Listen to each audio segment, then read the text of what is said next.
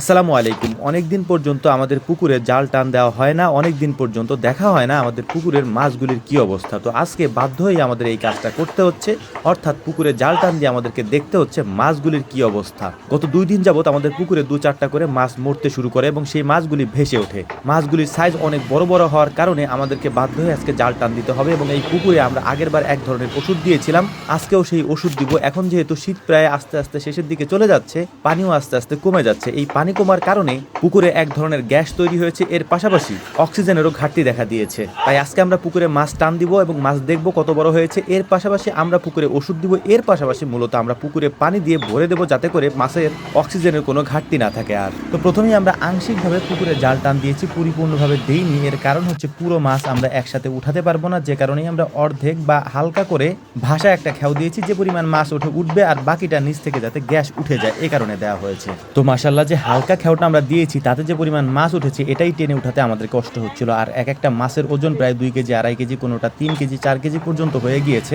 কারণ এই মাছগুলি অনেক দিন হয়ে গেছে, প্রায় 1 বছরের বেশি হয়ে গেছে আমরা ছেড়েছিলাম। যেহেতু হালকা করে জাল খেয়াও দেওয়া হয়েছে তাই সব মাছ ওঠেনি, মানে সব ধরনের মাছ এখানে ওঠেনি। এখানে পাঙাশ মাছ বেশি উঠেছে, এর পাশাপাশি কিছু গ্রাস কাপ উঠেছে, এর পাশাপাশি কিছু ব্রিগেড এবং রুই মাছ, কিছু কাতল মাছ এখানে উঠেছিল যেগুলি ছোট সাইজের ছিল। কাতল মাছগুলি এখনো বড় সাইজের কাতল মাছগুলি পেতে পেতে আমাদের পানি যখন শুকিয়ে যাবে তখন হয়তো আমরা পেতে পারি, কারণ কাতল মাছগুলি প্রতি বছরই আমরা একেবারে পানি শুকানোর বা পানি কমে যাওয়ার পরে পাই। তো আলহামদুলিল্লাহ, পুকুরে যেহেতু জাল টান দিয়েছি তাই কিছু মাছ আমরা এখান থেকে রেখেছিলাম। মাছগুলির ওজন এত বেশি যে আমি একা উঠাতে পারছিলাম না, আব্বা আমাকে হেল্প করছিলেন মাছগুলি উঠাতে। মাছগুলি উঠানোর পর আমাদের মূল কাজটা শেষ হয়ে গেছে, অর্থাৎ মূল কাজ বলতে হচ্ছে পুকুরে জাল টান দিয়ে নিচ থেকে গ্যাস তুলে দেওয়া। সে কাজটা আমরা শেষ করতে পেরেছি এবং মাঝে মাঝে জাল টান দিলে মাছগুলির শরীরও ভালো থাকে, সুস্থ থাকে, সে কাজটা আমরা করে ফেলতে পেরেছি। তবে ভিডিওতে যেভাবে আপনারা মাছগুলি দেখতে পাচ্ছেন, এই মাছগুলি আসলে বাস্তবে এতটুকু না, মাছগুলি আসলে বাস্তবে অনেক বড় বড় সাইজের, ফোনে ছোট ছোট দেখা যায়। তো যাই হোক, আলহামদুলিল্লাহ মাছ ধরা হয়ে গিয়েছে। কিছু তেলাপিয়া মাছ বড় সাইজের আমরা আমাদের হাউজে ছেড়ে রেখেছি, পরবর্তীতে এখান থেকে ধরে ফেলবো অন্যান্য মাছের সাথে। আর বাকি মাছগুলিকে আমরা বাড়িতে দিয়ে দিয়েছি। এরপর মূলত আমাদের যে কাজটা করতে হবে সেটা হচ্ছে যে আমাদের মেশিনটাকে চালাতে হবে পানি দেওয়ার জন্য।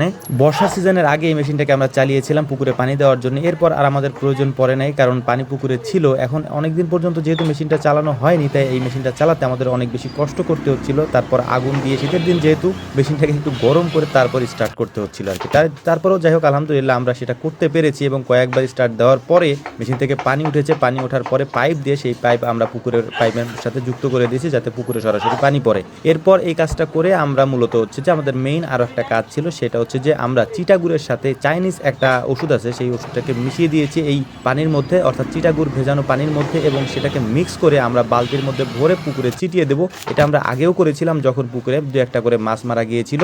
এই কাজটা করার ফলে তখনকার সময় মাছগুলি বেঁচে গিয়েছিল আলহামদুলিল্লাহ আল্লাহর রহমতে, এবং এবারও আমরা দেওয়ার চেষ্টা করবো। এবং এবারে দেওয়ার পরে মাছগুলি আলহামদুলিল্লাহ সুস্থ হয়ে গিয়েছে গত কয়েকদিনে। ওষুধটার নাম আমি পরিপূর্ণভাবে বলতে পারছি না, বলতে পারলে হয়তো বলে দিতাম, কারণ হচ্ছে যে এখানে একেবারে পুরোটাই চাইনিজ লেখা, কিছুই আমি নিজে বুঝতেছি না আর কি। যে দোকান থেকে নিয়ে এসেছি উনি বলছিলেন যে এটা অনেক কার্যকারী, এটা আসলে অনেক কার্যকারী, হয়তো আপনারা অভিজ্ঞ যারা আছেন তারা হয়তো আগে পরে দিয়েছে। তো যাই হোক, আলহামদুলিল্লাহ আমাদের কাজগুলি কমপ্লিট হয়ে গিয়েছে, এখন আমরা বাড়ির দিকে চলে যাচ্ছি। তো আমাদের জন্য দোয়া করবেন। আসসালামু আলাইকুম ওয়া রাহমাতুল্লাহ।